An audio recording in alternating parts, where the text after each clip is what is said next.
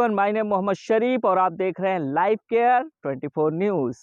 बहुत दिन हो गए थे, मैंने कोई ब्लॉग नहीं डाला था अपनी चैनल पे, लेकिन आज थोड़ा फुर्सत में था तो मैं बोला कि आप सभी के सामने कुछ बातें अपने शेयर करूं। सबसे पहली बात, यहाँ पे जात पात ऊंच नीच को लेकर के इसके ऊपर मैं बात करूंगा। दूसरी बात, अपने मुस्लिम भाइयों के लिए बात करूंगा। और तीसरी सबसे बड़ी बात, जो राजनीतिक पॉलिटिक्स यहाँ पे चल रही है, गंदी राजनीति, उसके सिलसिले पे बात करूंगा। सबसे पहले ऊंच नीच भेदभाव की बात करता हूं। तो यहाँ पे जनाब कुछ ऐसा है कि धर्म हर तरीके से लोग बटे हुए हैं, जाति हर तरीके से लोग बटे हुए हैं और ऊंच नीच भेदभाव खुद कर लेते हैं।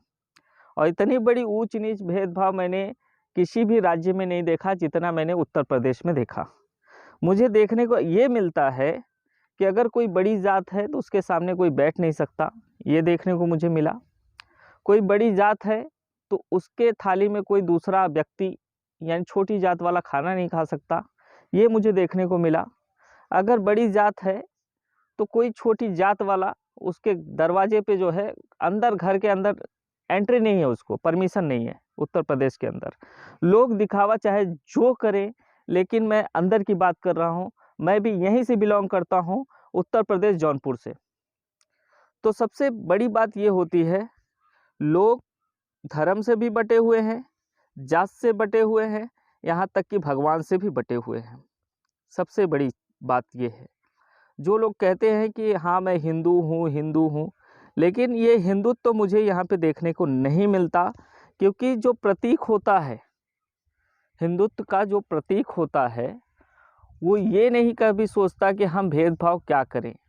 जब एक दलित के घर राम जी बैर खा सकते हैं उसका जूठा, तो आप किस बात पे अहंकार करके इतना भेदभाव छोटी जाति वालों से करते हो, ये मुझे नहीं मालूम।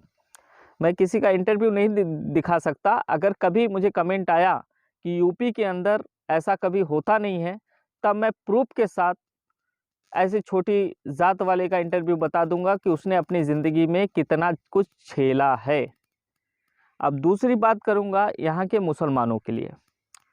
तो भाइयों, यहाँ के मुसलमान 75% मैं उनको मुस्लिम मानता ही नहीं, क्योंकि उनका जो धर्म है वो पूरी तरीके से इस वक्त गुर्बत में चली गई है और काफिरत में चली गई है, और वो पूरी तरीके से काफिर है। मैं उनको मुसलमान मानता ही नहीं। आप ये सोचिए, खाली सुन्नी रहना, आपको जन्नत की टिकट मिल जाएगी? आपको नमाज नहीं पढ़ना पड़ेगा, आपको रोजे नहीं रखना पड़ेगा, आपको खाली ईद की नमाज पढ़ने से आपको जन्नत मिल जाएगी? अब लोग कहेंगे यार मैं क्या बात कर रहा हूँ। ठीक है, मैं पॉइंट टू पॉइंट बात करता हूँ। यहाँ पे कोई जुमे की नमाज पढ़ने नहीं जाता, कोई 5 वक्त की नमाज की दूर की बात है। यहाँ की इबादत 0% है। जिस रब ने हमें सब कुछ दिया, हम उस रब को ही भूल गए। आगे की मुकद्दर क्या होगी, हम खुद पे ही रोने लगे। जब परेशानियों का आलम मेरे सर पे था तो हम एक ही बात कहते रहे, या अल्लाह तूने मेरे साथ क्या किया। सही है, यही हो रहा है हमारे देश के अंदर। और खैर, मैं उत्तर प्रदेश की मुस्लिमों की बात करूंगा। यहाँ 20% जनसंख्या है मुसलमानों की। ऐसे 10 या 20% मुस्लिम है जिन्होंने अपने रब को, खुद को और अपने कास्ट को संभाल के रखा है। आज उन्हीं लोगों की वजह से जो मुसलमानों की यहाँ वैल्यू हुई है, उन्हीं लोगों की वजह से, नहीं तो और ज़्यादा ये लोग गुर्बत में चले जाते थे।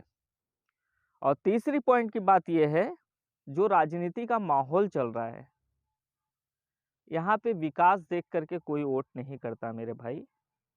यहाँ पे आप कितने भी अच्छे व्यक्ति हो, आपका दामन कितना भी साफ है, वो देख करके कोई वोट नहीं करता। इसके एग्जाम्पल के तौर पे कह सकता हूँ, यहाँ पे 10% जितने भी सांसद या विधायक जाते हैं असेंबली में, वो पूरे बाहुबली होते हैं, बंदूकधारी होते हैं, और उनके ऊपर कई ऐसे क्रिमिनल केस चल रहे होते हैं।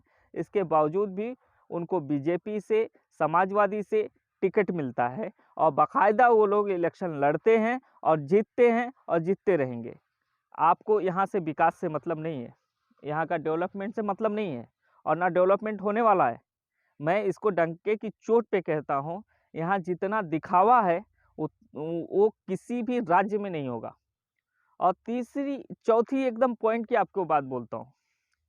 यहाँ पे एक मसला आपने सुना होगा कि आए दिन कोई भी किसी की भी सरकार बने, वो कहती है भाई मैं जो है अगर सरकार बनाया तो आपका लोन माफ़ कर दूँगा।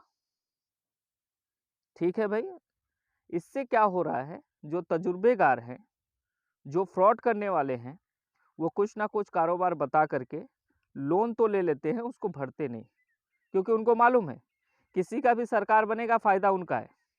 तो ऐसे फ्रॉड लोगों को चांस कौन दे रहा है? हमारी सरकार दे रही है।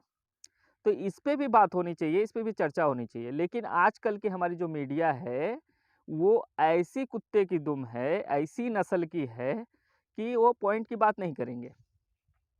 किसी ने कुछ बोल दिया, आज मुलायम सिंह जी ने ये बात कही, बिठा लो, उसके ऊपर चर्चा करने से कुछ फ़ायदा है? सीज़ फायर पाकिस्तान वाले जब इंडिया पे करते हैं तो उस पे चर्चा करने का कुछ वो नहीं है? कुछ नक्सली जो है जवान को मार देते हैं, उस पे चर्चा करने की बात नहीं है?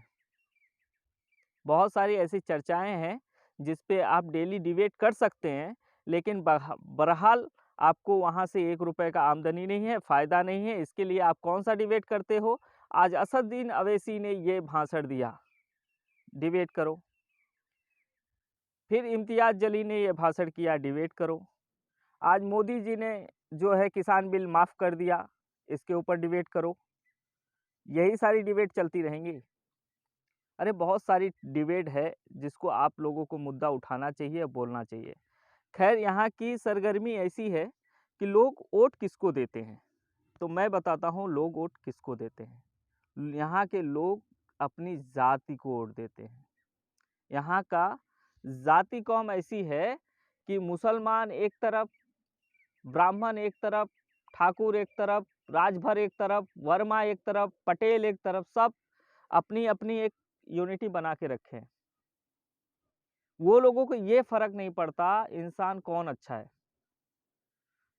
चाहे वो मुसलमान हो, चाहे वो कौन-सा भी कौम का हो, लेकिन वो उनकी जाति का नहीं है, तो वोट उसको नहीं मिलेगा।